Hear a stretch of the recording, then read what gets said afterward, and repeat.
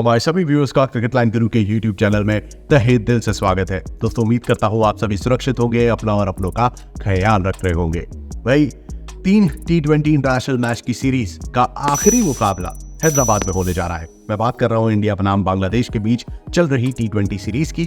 अब आखिरी स्टॉप हैदराबाद का राजीव गांधी इंटरनेशनल स्टेडियम है, जहां 12 अक्टूबर यानी कि कल शाम 7 बजे से इंडियन टाइमिंग के अनुसार ये मुकाबला खेला जाएगा। और जिस तरीके का प्रदर्शन टीम इंडिया का रहा है, चाहे वो टेस्ट सीरीज हो जो कि रोहित शर्मा की कप्तानी में थी, या फिर T20 इंटरनेशनल सीरीज सूर्य कुमार यादव की कैप्टनसी में, इन सभी मुकाबलों में अभी तक इंडिया का डोमिनेशन हमें देखने को मिला है। और एक बार फिर फेवरेट्स तो डेफिनेटली इंडिया रहने वाली है, क्योंकि जिस तरीके का प्रदर्शन सेकंड T20 इंटरनेशनल में बांग्लादेश के गेंदबाजों ने किया था, शुरुआती 3 विकेट फटाफट चटकाए थे, तो उसको ध्यान में रखते हुए लग रहा था कि कहीं ना कहीं बांग्लादेश कमबैक कर सकती है।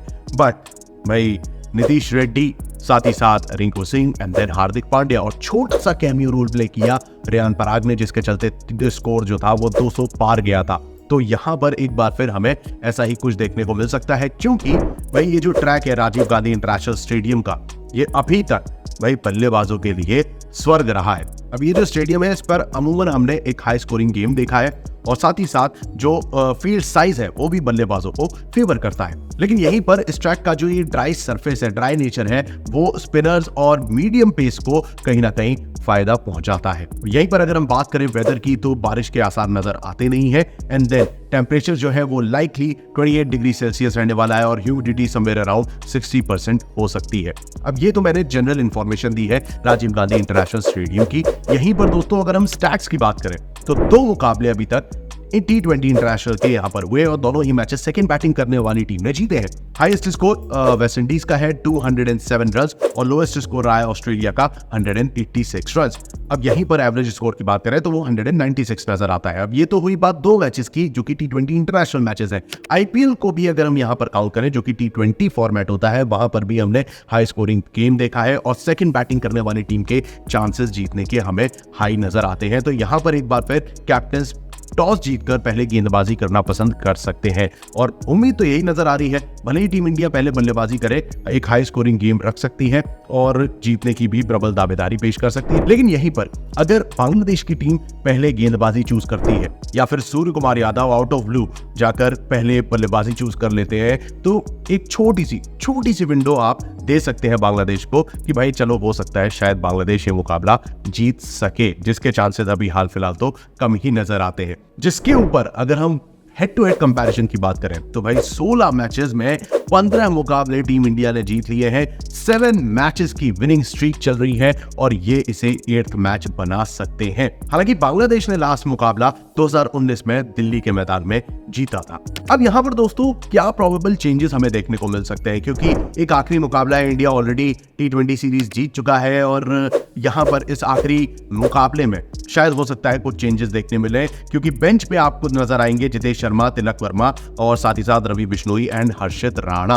अब इन 4 खिलाड़ियों में से कोई एक आधा खिलाड़ी डेफिनेटली चेंज हो सकता है, जिसमें कि रवि बिश्नोई को शायद चूज किया जा सकता है अलॉन्ग विद तिलक वर्मा, जो कि फायर पावर डेफिनेटली प्रोवाइड करेंगे टीम इंडिया को। तो ये 2 नाम आ सकते हैं, और कहीं ना कहीं हर्षित राणा भी इंडिया की जर्सी पहनते हुए नजर आ सकते हैं, और शायद वो भी विकेट निकाल सके। तो ये 3 खिलाड़ी में मुझे लगता है शायद चेंज हो सकता है। अपार्ट फ्रॉम देम अगर आप बात करें टीम इंडिया की, तो जैसा मैंने आपको बताया था, नीतीश रेड्डी सेकंड मैच में 74 रन ठोक चुके हैं, और 217 का स्ट्राइक रेट था, और इसी मुकाबले में 2 विकेट भी चटका चुके थे।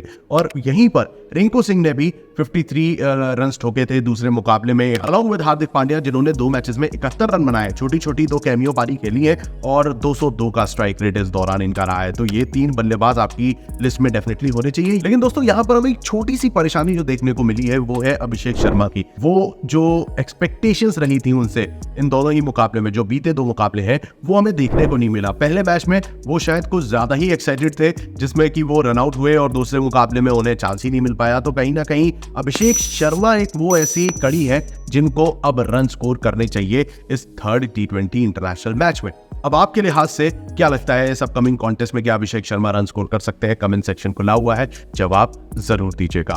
अब यहीं पर अगर हम 2 मेन स्ट्रीम बॉलर्स की बात करें, तो इसमें वरुण चक्रवर्ती का नाम आ सकता है, जो कि 2 मैचेस में 5 विकेट चटका चुके हैं, 6.2 की इकोनॉमी चल रही है, और 2 या 3 विकेट ऐसे इन्होंने लिए हैं पिछले 2 मुकाबलों में। अर्शदीप सिंह की अगर हम बात बात करें तो 2 मैचेस में 5 विकेट इनके खाते में भी है 5.8 की इकोनॉमी के साथ। तो ये 2 मेन स्ट्रीम बॉलर एक बार फिर हमारे सामने नजर आ सकते हैं। ये तो हुई बात टीम इंडिया की। बांग्लादेश की तरफ जब हम नजर डालें तो दोस्तों प्रोबेबल प्लेइंग 11 आपके सामने आ चुकी है, जिसमें कि अगर हम बेंच पे बैठे प्लेयर्स की बात करें तो मेहदी हसन, रकीबुल हसन, शोरिफुल इस्लाम और तंजिद हसन जैसे खिलाड़ी मौजूद है, जिसमें कि शोरिफुल इस्लाम हो सकता है शायद शोरिफुल इस्लाम को वापस टीम में शामिल किया जाए for the best bowling attack. अब यहीं पर इनकी जो मेन खिलाड़ी रहे हैं उनकी बात करें तो मुस्तफिजुर रहमान, वो विकेट चटका चुके हैं। 2 मैचेस में इन्होंने 3 विकेट लिए थे, 6 की इकोनॉमी रही थी। वहीं रिशाद हुसैन की अगर हम बात करें तो दूसरे मैच में इनके खाते में आए थे 3 विकेट और भले ही 13.8 की इकोनॉमी रही, बट अगेन रिशाद हुसैन पर भरोसा जताया जा सकता है जिस तबके के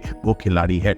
वहीं नजमुल हुसैन शंतो की अगर हम बात करें तो भाई 2 मैचेस में इन्होंने 38 रन बनाए हैं। इनसे उम्मीद थी कि कप्तानी पारी खेलेंगे, बांग्लादेश को संभालेंगे, बट अभी तक हमें बांग्लादेश की बैटिंग लाइनअप में काफी परेशानी और काफी इनकंसिस्टेंसी देखने को मिली है। जैसे कि महमूदुल्लाह हो गए, उन्होंने लास्ट मैच में आकर 41 रन की पारी खेली, उससे पहले वो भी वही सस्ते में पवेलियन लौटे थे। मेहदी हसन मिराज के लिए अगर हम देखें तो 2 मैचेस में 51 रन बनाए इन्होंने 106 के स्ट्राइक रेट से। यानी कि दो जो मेन स्ट्रीम बैटर्स है, जैसे कि अगर आप लाइनअप पे गौर करें तो लिटन दास और साथ ही साथ दाऊद हृदय, जेकर अली जैसे खिलाड़ी ये अभी तक रन स्कोर नहीं कर पाए and that is the biggest drawback for Bangladesh.